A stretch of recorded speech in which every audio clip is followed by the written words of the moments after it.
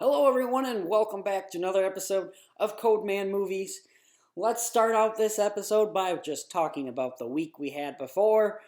I worked a lot. There's nothing different from that in that sense. You guys are way too close. We're going to push it back a little bit. There we go. I also got a haircut yesterday, but I went to Great Clips, and they couldn't trim my beard, which is really why I need a haircut. Not because of my hair. Hair's easy. You just buzz it right off for the most part. The beard I can never do. So I think I'm shaving this entire freaking thing off. Because, well, I'm not very good at trimming it. And they can't trim my beard because of COVID. But they weren't wearing face masks and they can do my sideburns. Why does that make any sense? Can anybody explain that to me? Yeah, look how big my beard is right there. It's getting disgustingly large. Look at that. Over on this side, actually, not this side. Look at that. That's nasty. Anyway, so yeah, I might be trimming my beard by the next time you see me, and I might look completely freaking different. More like what I did when I originally did reviews a long time ago. What was that, 2016? Not that long ago, but long enough ago. It's kind of dark in here. Hold on. I'm going to turn on a light. Be right back. Grab your drink of choice. I don't know what you guys are drinking. I know what I'm drinking because, well, I made it. So I should know what I'm drinking, of course. I'm drinking what I call a peach fashion. It has peach crown in it, and it's got cherry and peach and, well, Sprite. Bitters, kind of like an old-fashioned. That's why I call it a peach old-fashioned. Anyways, guys, that's my quick 2 minutes of what's going on in my life and my quick little rant about Great Clips. Great Clips sucks, because they still charge me $21 for a freaking haircut that took 5 minutes to do. And they couldn't trim my goddamn beard. It's ridiculous. It really is. Alright, guys, let's talk about movies that I watched this week. That is not movies, that's the schedule for the place I manage. Place I don't want to manage anymore, because boy, am I getting sick of it. But let's talk about movies. First movie I watched this week, I was watching all the Batman movies leading up to the new Batman movie. So I watched Dark Knight Rises. I remember this movie coming out in 2012. It was the year I graduated high school. One of the last midnight showings I remember ever going to. I think the actual final one I ever went to was Skyfall. This is one of the final ones I remember going to because of what happened that night. I believe there was that shooting that happened in, what was it, Colorado, I think. So yeah, this is one of the last times I remember going to midnight showing. Dark Knight Rises. There are a lot of people that hate this movie. They can't stand this movie. A friend I know, for example, really does not like this movie. I really, really like this movie. Now, this movie has so many different flaws. There are so many different things that are very convenient and ridiculous. For example, we have Bruce Wayne just putting on a leg brace and all of a sudden his leg is perfect again. Bruce Wayne being able to just fix his back by getting punched in the back and within a month or two being like recovered and ready to get out of this freaking cave. The whole plot where the cops are underground, that kind of stuff. Talia al Ghul's death is dumb. I'll admit that. But this movie, I don't know why. I love this freaking movie. Bane is such a great villain in my opinion. I like Joker a lot. I really do. But Bane is just a villain that can take on Batman physically. Joker doesn't do anything besides mentally get Batman's brain, which is almost worse, arguably. The thing I like about Bane, though, is Bane can kick Batman's ass. He breaks his back. I freaking love it. I love that this movie has a lot of Bruce Wayne. I think Batman is the greatest written character of all time. And because of who Batman is, he's Bruce Wayne, billionaire, playboy, philanthropist, and he's also this depressed, sad guy that kind of just wants to die. And I love the arc we see with Bruce Wayne in this movie. How he goes from recluse to being the hero he needs to be. Like I said, there's so many different flaws with this movie, but this is still a movie that I freaking love. I saw this movie, I believe it was 13 times in theaters. I saw it twice, 5 times, within the first weekend. I saw it twice in DC on vacation because there was IMAX screens.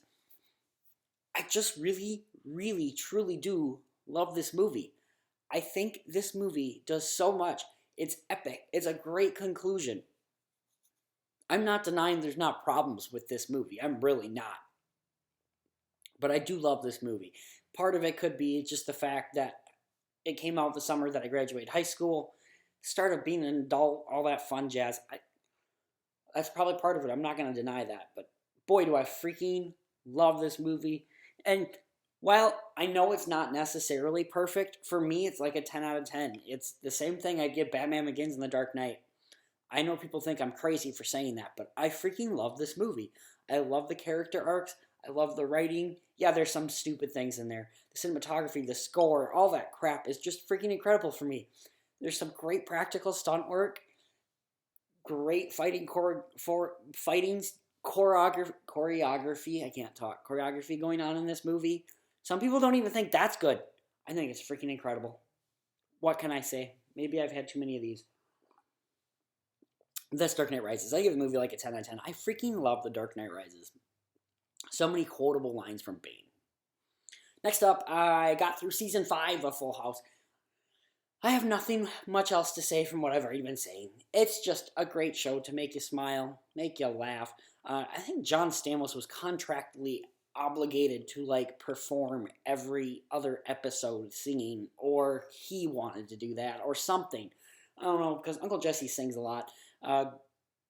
This is just a good show to watch when you're having a bad day. I was watching the episodes this morning. You can kind of have it in the background. It's not like you need to watch it.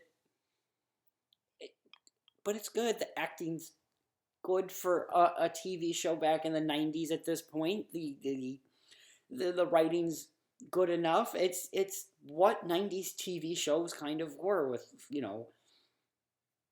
there was the Family Matters at the time, the Fresh Prince, the Full House was on, just all those shows that were on. They were harmless, kind of fun stuff that occasionally had an episode or two that really hit hard and hit home with messages and such. I'm not going to rate this yet, because again, I haven't finished the show. I like to wait till the show's completely over before I give a final rating. But this is a really good show. Good show to watch with your family. It's a good time to, as episodes talk about things, a good time to talk to your kids about things. They got great characters, great people. It's a good show. I don't know what else to say besides what I've already basically said. Next up, I went and saw The Batman. Now, I've actually seen this movie twice. I went and saw this movie Thursday, and I came out knowing that I liked the movie. I did not love it. And I had quite a few issues with it. And there were issues that, as I was thinking about it, weren't really issues. They were just things that I wasn't expecting from a Batman movie. And so I knew I needed to see it a second time before really giving a firm I like or dislike this movie. The things bugged me a little bit about this movie, not going to go into spoilers right now, but there's not a lot of Bruce Wayne in this movie. It's full-fledged a Batman movie, which is actually kind of great, but I do love that character aspect of Bruce Wayne. Like I was just talking about with Dark Knight Rises. I like Bruce Wayne. I like the fact that he's 3 different people. And in this movie, he's pretty much just one person. He's Batman. That's all he is. This movie, tonally, the first act is kind of like a horror movie. Kind of like Seven. A lot of people have been saying Seven. That is what it kind of is. And then the end kind of turns into a disaster movie. Typical comic book movie. And, well, the tone got me with the horror aspect of it. There are some scenes in this movie where I literally thought I was watching a Saw movie. There was these little traps, kind of, that people were put through, and it just felt like a Saw movie. I was expecting heads to blow up or something, and it caught me off guard. The relationship between Alfred and Bruce is barely in this movie. Like I said, there's not a lot of Bruce Wayne, so not a lot of Alfred. Something that kind of just took me off guard again. There's narration which I call bat-ration because it's Batman narrating. And it just, again, it's something that threw me off guard. And it is a 3-hour long movie that does not need to be a 3-hour long movie. This movie easily could have been like 3 hours and 20 minutes. Or 3 hours, 2 hours, 20 minutes. Easily could have cut out like a half hour out of this movie. And part of what could have been cut out is something I don't want to necessarily talk about and spoil. It is a thing between Selena Kyle and Bruce Wayne and another person that some people don't even know is in this movie. So I'm not going to spoil it at all. There is a scene in this movie towards the end that should be an end credit scene, but instead it's a scene right before that last scene that really just doesn't need to be in there. And like I said, it feels like an end credit scene. I was talking to the people at the theater that I go to, and I was explaining how this scene kind of feels like Avengers Age of Ultron. If you watched Avengers Age of Ultron, they had the big fight, and then the next scene was Thanos coming, fine, I'll do it myself. And then going on back to Avengers Compound and having the little thing with Tony and Thor and Cap. Like, it just felt out of place and weird, and it felt like an end credit scene. It did not need to be there, and it caught me off guard. So there are some things that just don't need to be in this movie. Since I didn't see a lot of movies again this week, guys, because I have been so busy, we might talk about spoilers in the last 15, 20 minutes of this video. So we might come back to this, because I do want to talk about some spoilery things. But that is the Batman. Coming out of this movie, I was giving it like a 7 out of 10. After seeing it the second time, I'm going to give it an 8 out of 10. It's not perfect. It's way too long. There's the side plot that really just doesn't need to be in there. I found it a little cliche. Some scenes that just don't need to be in there. Some of the best performances in a Batman movie, though. Some of the best cinematography in a Batman movie. The best fighting choreography in a movie. The score people are over the moon about. I like it. At the end of the day, though, I'm not humming it or like saying it in my head. And I'm not about to make it like my ringtone the way I do the Dark Knight score. So I like the score. It's really good. But I wouldn't say it's one of the best Batman scores like some people are saying.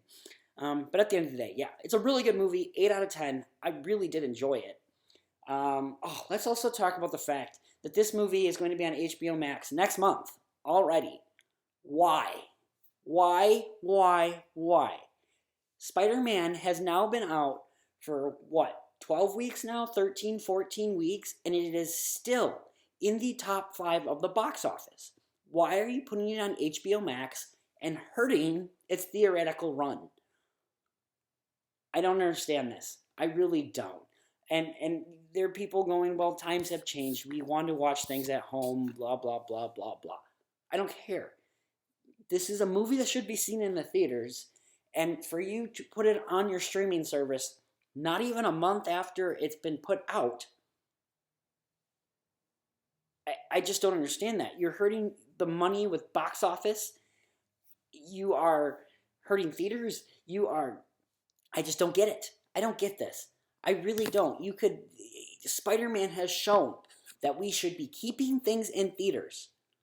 And when you're putting something on a streaming service a month later, people are now saying all the time, why would I go to the theater and pay for it when I can stay at home and watch it at home in a month? So I have to wait for a month. So a couple things might be spoiled. I don't care. People are literally saying that to me. I hate that. Get it off streaming services. This shouldn't be on streaming services for at least 6 months. I would argue a year. I don't like that things come so quickly to physical copy and so quickly to streaming services. I don't like this. Let's keep theaters alive. Let's keep theaters open. Let's keep the movie-going experience. I don't get this. I know I am not in the majority here at all. People want to watch things at home. I don't. I really don't. I like going to a theater, and I'm not going to watch this on HBO Max when it comes on, probably. More than likely. Unless someone wants to watch it with me, I'm still going to go to the theater. I'm going to go to the theater until it's out of the theater. And now, the fact that that's been announced probably means it's not going to be in the theater as much, meaning I can't go see this 7, 8 times like I have Spider-Man, because I would love to go see this 7, 8 times like I have Spider-Man. End of that rant. But still, Drives me nuts. Next up, we have Fresh. Now, I heard about this movie, I believe it was at Sundance, that people were really talking about this movie and how crazy it is. And after having watched it, yep, it's pretty freaking insane. There's not much I want to say about this movie because you should go into this movie completely fresh. Pun kind of intended, I guess. I didn't really fully mean that, but yeah. Anyways, this is a really bizarre movie, and it has so many weird twists and turns and things you learn along the way. I just could not believe what I was watching at times. The basic premise is this girl meets this guy, and there's something funny about him that she learns. That's about all I want to say. Things go from there. It is an absolutely insane movie that I had a blast watching. It's also extremely disturbing. There's not much to this movie once the big plot twist is revealed as well. Things kind of just turn into a horror movie after that, which is it was something I was a little disappointed in. But there are some great twists and turns. Once you find out what things are, things get interesting. And what I've really found interesting about this movie, that the opening credits of the movie don't come in until about a half hour into the movie, which is when the really big twist happens. So the movie doesn't start for an hour or half hour in, really. It's an hour and a half movie. It was just weird. It's a strange movie. I can't necessarily recommend this to everyone. I personally enjoyed my time watching this movie. Not my favorite movie in the world. 7 out of 10 is what I'd give it. My favorite movie rating of all time, it seems like. But this is very unique, interesting horror movie. It's very beautifully acted. It's crazy. I don't want to say any more about it. If more people watch this movie and want to do a spoiler review, I'd love to talk about the spoilers. Because holy criminy Christmas, is this a weird-ass movie. Enough said. 7 out of 10. It's weird. Next up, guys, I've been in a Batman mood. Therefore, I had to watch the Lego Batman. I remember seeing this back in, 2017, I think. And absolutely just loving this movie. This movie is so meta and so strange, and it's a great kids movie that's actually for adults. There's so many references that kids wouldn't understand, but we as an adult understand. And that's really part of the reason why I love this movie. This movie does such a great job of parodying Batman, while also like exploring Batman as a character as well. Still, it's still a very kind of serious story about Batman not wanting to be alone almost. And it's just a fun, interesting movie. And yeah, the animation's all done in Legos. But it's great. Will Arnett as the voice of Batman is great. I love him in the Lego Movie. Lego Movie 2, even though it's not as good as the original, it's still really good. Will Arnett as Batman is fantastic. As I was watching this movie, I was kind of thinking of Space Jam 2, A New Legacy, in the sense that all these characters kind of start cameoing throughout the movie. And this movie does that right. If Space Jam had looked at this movie and done more of that, Space Jam: A New Legacy might have been a little bit better. Because Space Jam just kind of throws in characters, DC characters, for no reason at all, really. And just does it. And also has scenes from R-rated movies that are just weird in the middle of the movie that kids aren't going to understand. Lego Batman also has Warner Brothers characters. There's also some rated R. The Matrix people show up in this movie. We don't show a scene from the movie, though. If you're an adult and you've seen The Matrix, you understand those jokes. And it's funnier.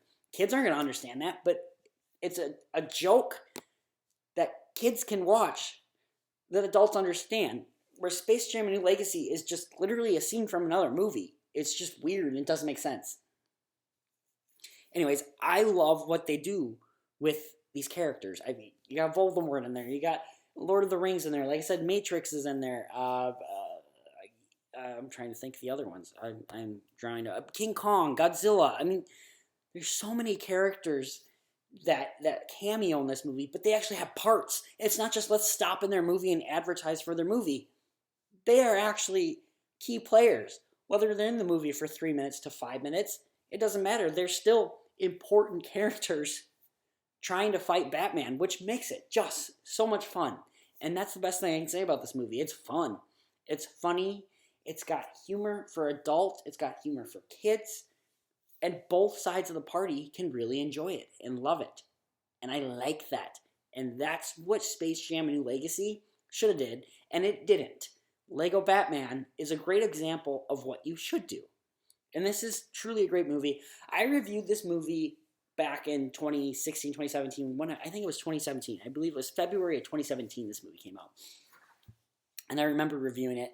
And I really liked it. I think gave it like a 7 or 8 out of 10. And I'm going to stick with that. 7, 8 out of 10. This is really just a fun movie. Gets all the DC characters in there. Brings Warner Brother characters in there. And it's focused on Batman. And does so many great things about Batman. Parodying Batman while not making complete fun of him.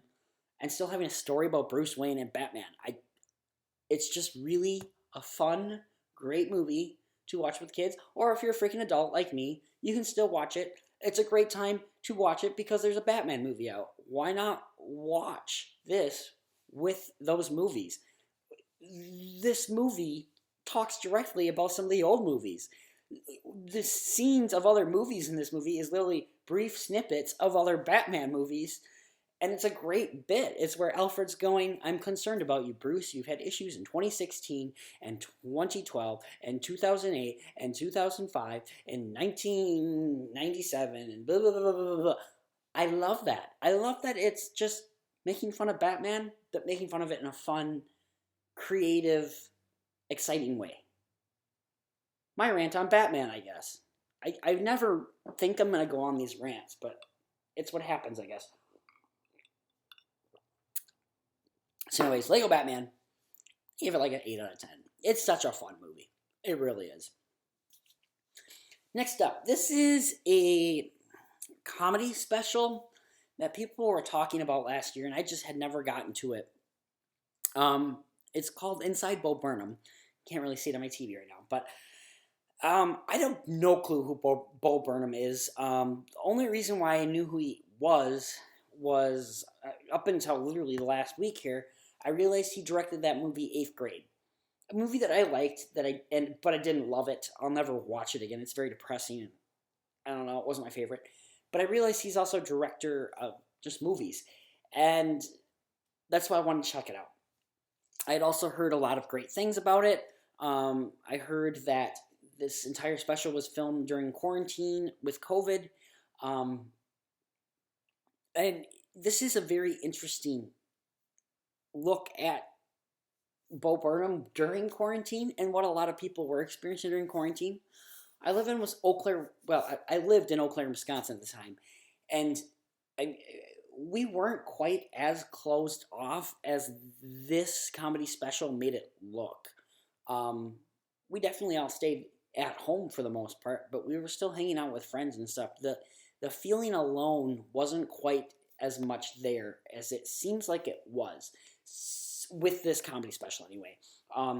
And I know people in bigger cities were experiencing this kind of thing.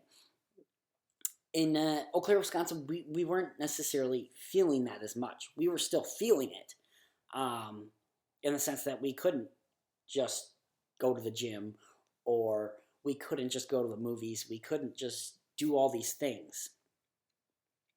But, I was still hanging out with friends. I was still, honestly, quarantine was good for me. In the sense that I got to, every day I was reading a book, I was watching a movie, I was hanging out with friends, I went for walks, I relaxed a lot, and I took care of myself probably a little bit more than I would have normally. And so, in that sense, quarantine was actually good for me. And this is an interesting other side of things. This movie, oh my gosh, what am I doing? This movie, it delves a lot into what a lot of people have talked about and experienced during quarantine, and Bo Burnham puts it in interesting ways through song. I found that very interesting. This is almost like a musical at times, considering that a lot of this is just music with comedy in it. But very interesting special. I had a very different take on what quarantine was for me. So I found it very interesting to learn what some of the opposites were and to see it more than anything. I know people got very depressed. I know suicide was bad. I know just this sense of loneliness was very much present during quarantine. And again, it was just very different for me. Very much so. And seeing it like this, it just gave me a new perspective, and I liked that. This movie does drag towards the end, though, for me. I think it was just the fact that all of it was just kind of music. Each scene was just a different scene, almost, of another weird song that Bo Burnham was writing. I've never seen any of these specials. Like I said, I really didn't even know who he was up until this week, really. Sorry, I'm yawning. I don't sleep much anymore. I don't know if you can tell from my eyeballs. Yeah, I work too much. Anyways, I really enjoyed this. I didn't love it, I think, as much as other people did. Let me give it that grade that I always use. It's a 7 out of 10 for me. It's really good. Solid made. Bo Burnham I was laughing at quite a few moments of this. It did give me a really interesting perspective, but at the end of the day, it just didn't hit me. I'll never watch this again. It was just something interesting to watch that everyone's been talking about, so I wanted to watch it, and I'm glad I did. 7 out of 10, though, for me. Bo Burnham, Inside. Next up, so in the last month or two, I have been reading a lot of comics, leading up to the Batman, reading quite a few Batman comics, and I read Batman The Long Halloween, not realizing that it was going to be heavily inspired by the Batman movie. And so I also watched The Long Halloween Part 1 and 2, realizing as I'm watching the Batman that the movie, again, no spoilers really, the movie opens up on Halloween though, and I was like, well, this is already referencing The Long Halloween. And yeah, the Batman is heavily inspired by The Long Halloween. There's a few moments that are directly like from the comics in a sense, and so I'm glad I read that comic beforehand, and I'm glad I actually watched this animated 3-hour-long movie at the end of the day. Essentially, what the Batman is. This Batman movie earns its 3-hour runtime though, because this is like a year's worth of time, whereas the Batman is like, I believe it's like a week or two. Yeah. Anyways, I think it's a week or two. Maybe it's more than that. I don't know. I remember at the beginning of the movie they say October 31st, and then by the end he says November 7th or something like that. So I think it's a week, which is insane. Anyways, Batman, Long Halloween. This is a really great comic. It's a really great animated movie. I really did enjoy this story of Batman, The Long Halloween. If you're starting into comics, this is a decent one to have. There's a lot of Batman villains that you learn some things about. Fascinating, or a great animation with the movie. Yeah, if you're looking to start comics, looking to get into the Batman anime movies, this is a good one to watch. And like I said, it is heavily inspired by the Batman movie. Literally direct things pulled right out of the comic into the movie. So that's kind of cool. It's just really cool when you're watching a movie. And comic books are very different than like reading a book and watching the movie on the big screen, because they're directly adapting, a book that it was made, like Gone Girl, for example. The movie is an adaptation of the book, whereas comic book movies, they pull bits and pieces from each comic, and it's just fun watching a movie like I did on Thursday and going, this is inspired by The Long Halloween. And it's just kind of even more cool and convenient when you just read it, and it's fresh in your mind, and it's cool. I don't know. I'm a nerd, a comic book nerd. I like comics. I like movies. I'm very tired. I'm yawning again. I'm taking a drink of liquid. Anyways, Batman Long Halloween. It's really good. Give it like an 8 out of 10. Same as I gave the Batman. This is really great. Something you should definitely check out for sure. Runtime is something. It's not as bad as the Batman in the sense that it's too long, but it's definitely a little long. I think that's why they put it in 2 parts, which that helps. But yeah, let's continue. The last movie I watched this week, I actually watched this morning. Don't Breathe 2. I love the first Don't Breathe that came out in 2016. At the end of the day, that is a movie where there's really not any good characters. These kids are robbing this guy's house. The guy is a psychopath. I mean, he impregnates a girl using a turkey baster, which I'll never use a turkey baster again. That's disgusting. So basically, that's basically rape almost. I mean, it's sexual assault for sure. Anyways, kidnapping for sure. The first Don't Breathe is insane. This movie chose to kind of do the same thing for the first half in the sense, I forget what his name is, Russell or something, I don't remember. But anyways, our blind character from the first one, he has a daughter now and he's trying to protect her from these people coming in and breaking in and trying to kidnap her. And then things kind of go haywire from there, and it completely detracts from that, and it becomes this boring-ass family story and this weird thing about saving someone's life that's a piece of crap person that doesn't deserve to have their life saved. And we kind of make blind guy who is basically a rapist and a kidnapper into a good guy trying to get his daughter, and that didn't work. I think that can work, but not like this. This was terrible. I think a better way of doing that is almost like Terminator. How Terminator, he's the killing machine, and in the second one, he's saving John Connor. You know, that works a lot better than what this movie did. I found this movie kind of boring. There were moments that were great. There's some great kills in this movie. I thought some of the acting was ridiculous, over the top. I don't like that we made this horrible human being into like more of an anti-hero. It didn't work. I really didn't enjoy this movie. I'm yawning. I'm so sorry. I really, truly am sorry. That's just how tired I am, guys. I am exhausted, and I need to get some sleep. Eventually, maybe. I don't know. Or maybe I die. I don't know. I keep doing that too, where I forget that my phone's on. Anyways, guys, Don't Breathe 2. Not a fan of this movie. I didn't even think this movie was well written. I don't have a lot of great things to say about this movie. Besides, there are some cool kills. There's some suspenseful moments. The first 30 minutes was decent. Everything just goes off the rails and gets ridiculous. I don't care about any of these characters or anything.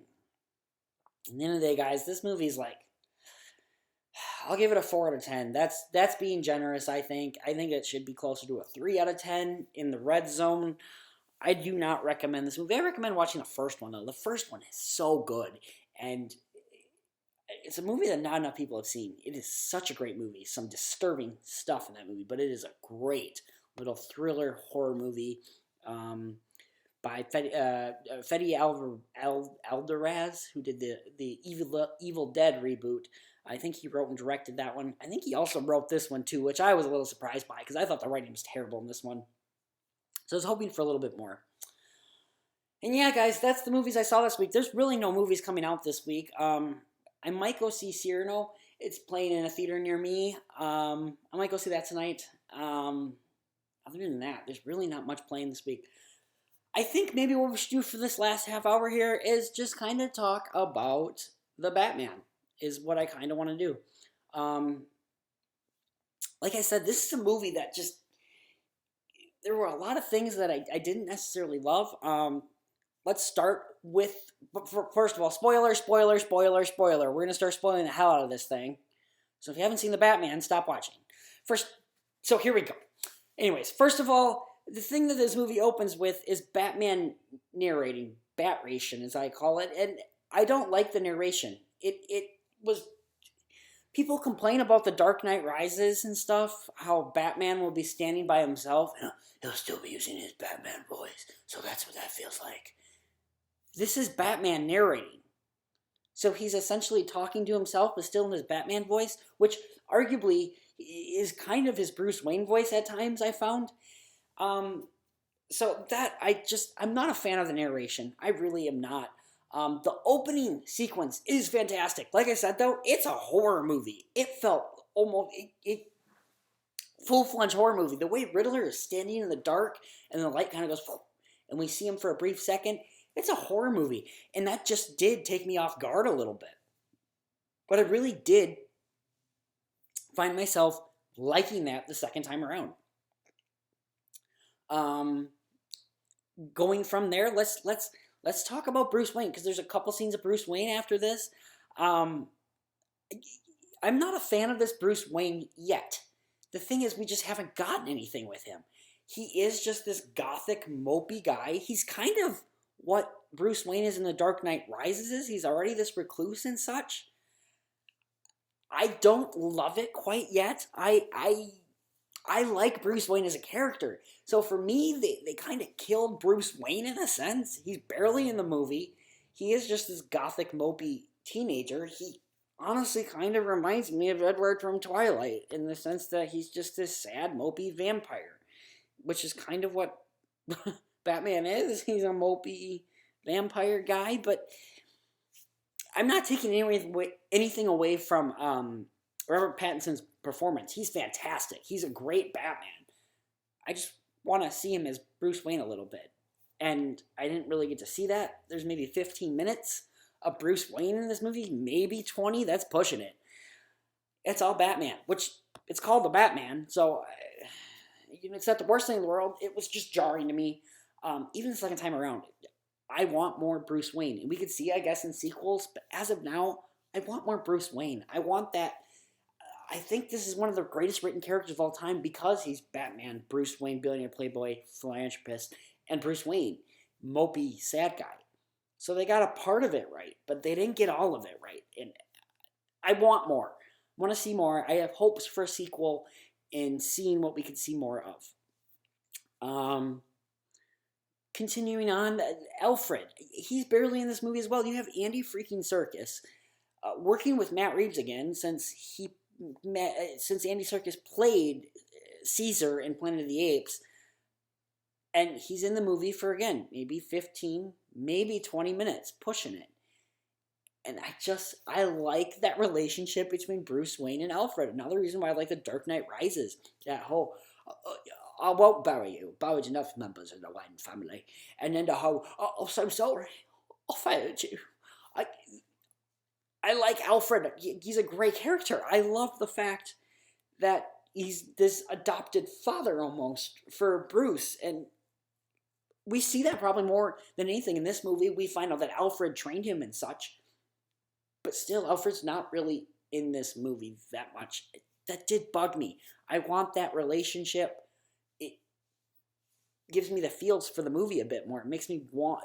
It invests me more into the movie, I guess. And I didn't get that much of that in this movie, which was just a disappointment to me. Let's see, what else? Let's talk about Selena a little bit. I thought Zoe Kravitz as Selena is the best Selena we've gotten. Anne Hathaway, while still sexy in Dark Knight Rises, I didn't find her too necessarily to be sexy. She's just, she's just a presence. She's there. She was a great Catwoman. I think Michelle Pfeiffer in Batman Returns is good, but it's so over the top and ridiculous, and she's also a horn dog. She doesn't seem that much of an independent woman in that movie, and I don't like that.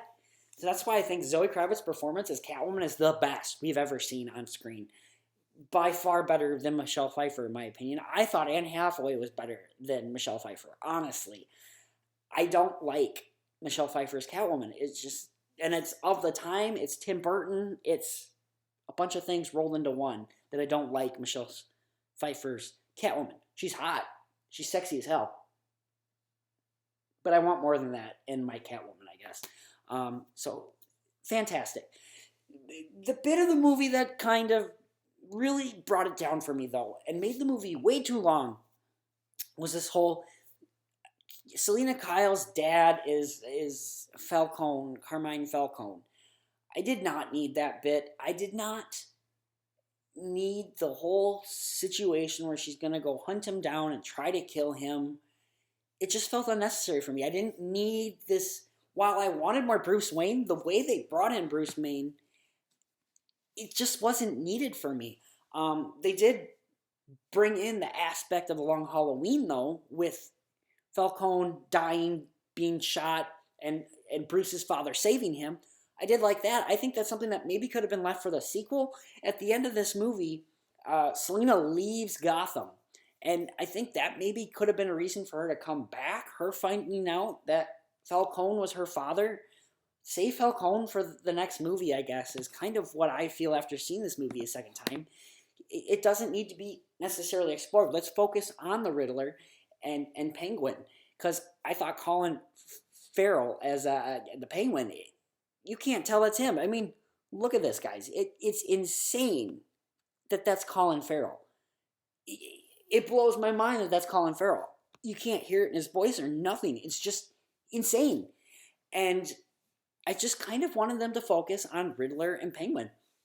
That middle part of the movie, there's really not that much Riddler in it. He's kind of sidelined for this Penguin Falcone crap that I just didn't feel was necessary. I really didn't. I wanted it out of the movie, honestly. If you took the first half and the second half, I just think this movie might be a little bit stronger, a little bit better of a movie.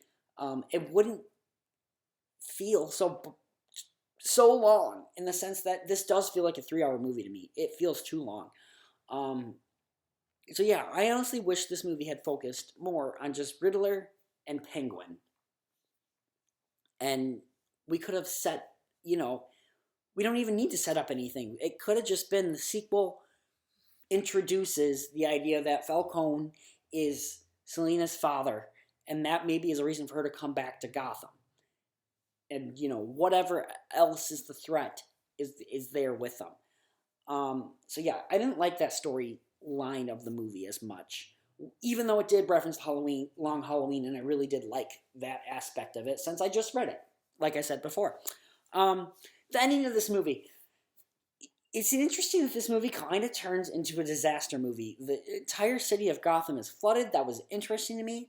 I kind of like that it didn't necessarily do the typical superhero thing where there's just big fights at the end. It is just kind of this disaster movie. I love the idea that it gave Batman hope. Let's talk about that a little bit. At the beginning of the movie, opening scene, we see Batman with criminals and stuff, and how you hear him coming before you actually see him, and how criminals are so scared to be in dark spots because they're scared Batman's just standing there ready to go. I love that aspect. That is cool. That's badass. I love the fact that Bruce Wayne does put on the eyeliner. It just goes to show that how dark of a place he's at. And I do like that aspect of it. So I thought that was really cool. And it wouldn't be such a shock that the police are not a fan of him, that people are scared of him, and that when Batman is willing to hold out his hand, literally trying to help you get out of this mess, that you're hesitant to grab his hand and take his help, because you can't trust him, it doesn't feel like, but you can. And I like that at the end where the mayor is reluctant to take Batman's hand, but then eventually does after other people take his hand. I like at the end how the one person's being brought into the helicopter and they're holding on to Batman. Like, they do not want to let him go. I love that aspect. It just shows how much people are just needing that hero, that symbol. And yeah, so I like that aspect of it. Let's talk about that weird-ass end credit scene that I was talking about in my non-spoiler part. That felt like it should have been at the end credits, and it wasn't. There's the scene where Riddler is in Arkham Asylum, and we think it's Joker. It's Joker. We're positive it's Joker. And there's that weird conversation. And it doesn't need to be in the movie. The scene we see is Batman getting the girl up to the helicopter and all that fun jazz, and then it goes to that, and then it goes right to Batman and Catwoman having this final conversation and taking off separate ways. What was the point of putting that scene in there? Besides just setting up a sequel, it should have just been an end credit scene. And if you stay till the end of the movie, which I don't necessarily recommend doing, there is kind of this end credit moment where we see Riddler saying goodbye to us, and that's it, really. Kind of a waste of time to stay until the end credits. Why not just put that scene at the end of the credits and make the movie? I mean, I guess the movie would still be 3 hours, 55 minutes, but the actual movie itself would have been, you know, so this movie with credits is technically like, the movie itself is like 3 hours, 45 minutes.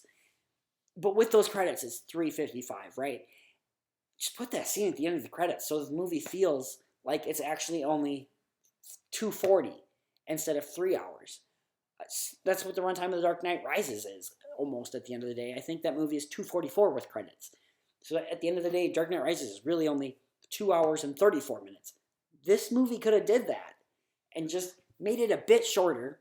Again, if you're going to have that Carmine, Bruce Wayne, Selena Kyle side plot there, you can keep it in there, but some needs to be taken out because it's just too long, and I just didn't find it necessary. Focus on the Riddler, focus on Penguin. That's really what I wanted to see, I guess. Yeah, we kind of just went through the entire movie there a bit. There's definitely parts that probably messed out. But let's talk about traps a little bit, too. The rat thing, trap, again, that reminded me directly of Saw. And this movie is definitely Fincher-inspired. You know, Zodiac and Seven, very much heavily inspiration for this movie. And I liked that. I did. Like I said, the first time I watched it, though, it caught me off guard. I was not expecting that. This movie is also a detective movie, which I really like. Batman is the world's greatest detective. We haven't seen a whole heck of a lot of him doing detective work in the movies. Enough. You know, we've seen him in The Dark Knight testing bullets and comparing bullets and all that fun jazz. But yeah, with nothing huge like that. I like that this is a mystery noir movie, essentially. I like that they did that with Batman because that's what Batman is in quite a few comics, and it's fun, it's cool, it's interesting, it's a new take, but it can catch you off guard. It can definitely catch you off guard. The trailers are not lying with this movie, whereas as some trailers kind of are. This movie is exactly what the trailers are saying. It is dark. It is kind of moody and depressing, and I was also worried before going in. I remember talking to a friend that I was worried that this movie was just going to be too much for 3 hours. And in a sense, it kind of was. There are still little moments of humor, particularly with Batman and Gordon, which I enjoyed those scenes as well. I think Jeffrey Wright is a great Gordon. I think everyone is very much well cast in this movie. I did love all the acting performances all around. I think Paul Dano is freaking incredible as the Riddler, and honestly, I think it's an Academy Award level performance. Has Paul Dano ever won an Oscar? I don't think he has. And he's an actor that should. Let's look this out. We're going to do this live, because why the hell not, you know? Why am I going this way? I want to go this way. IMDb.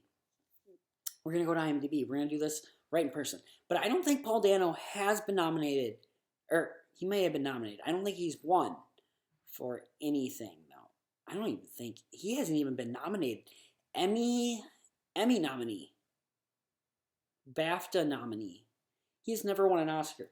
Paul Dano is a phenomenal actor, and I think this movie is such a great performance. He should honestly be nominated for this performance. It's so mad and insane and just creepy, and I thought this is a performance that is just as great as Heath Ledger's, you know? So I can't believe Paul Dano has not even been nominated. He is such an incredible actor and should 100% have been nominated by now. What he does with Prisoners and this and There Will Be Blood, and just that's insane to me. Anyways, I think all the performances are just great in here is what I was getting at. Again, Colin Farrell is just unrecognizable. Selena Kyle. The one performance I didn't love was Falcone's John Turturro as Carmine Falcone. I don't know, I just didn't buy that one quite as much. Every time he was on screen, I went, that's John Turturro. I was not getting lost in the character the way I was for like Zoe Kravitz and Paul Dano. So yeah. Other than that, guys, this is a great movie. It really is a really good movie. There's things I wish were a bit different about it, but it's just a movie with flaws. I'm really excited for what we could get with the sequel with this. And I wish it was not going to HBO Max in a month, because it's not going to be in theaters as long.